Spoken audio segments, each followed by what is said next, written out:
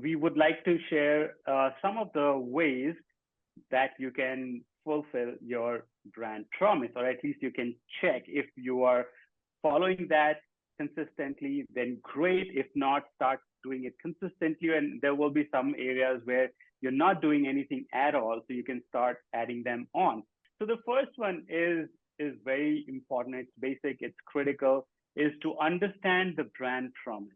Now, a lot of times what happens, what I see with salespeople or operations people, that the brand promise is designed, developed, finalized, and broadcasted to the whole world with the help of the founders, business owners, CEOs, and the branding, and maybe the marketing team, the sales team, the operations team, the finance team, any backend team, since they were not essentially involved in the whole process of defining and designing the brand promise.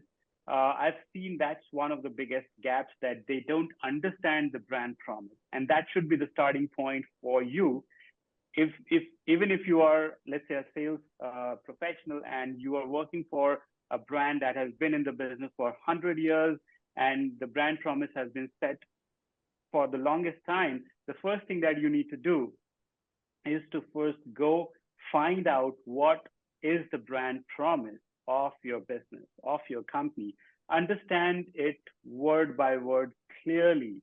And that's when you will start to keep that at the top of your mind. It's so much critical because you're the ones who are going to be living the brand promise with a customer, because the starting point is definitely a brand promise resonates with the customer. And that's when the customer is kind of a semi-ready to buy your product or service. And then you come into the picture to finally make that sale, convince them and finally make that sale. And if you are not living the brand promise at the sales stage, the customers will immediately see a dip in their experience of the brand promise that they were offered online through different marketing mediums, through marketing teams and the branding team. And that's where the customers will put off, and they will, even if they mention or they don't mention, they will not be interested in buying your product or service. And all your effort, all your hard work will go in vain trying to convince the customer, because they have a specific outcome in mind, but you're talking something different.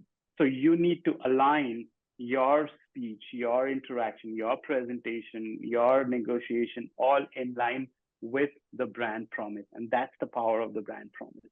So understand the brand promise before you hit your customer in the market.